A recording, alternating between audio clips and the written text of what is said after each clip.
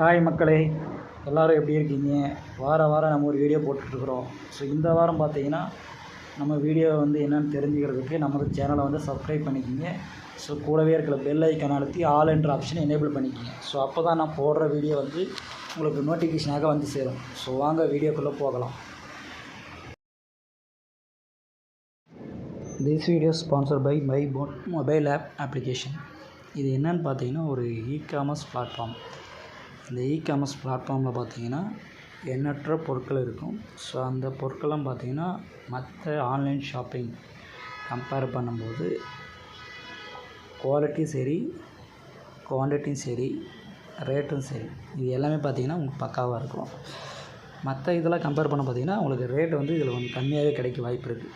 So use பண்ணி பாருங்கள்.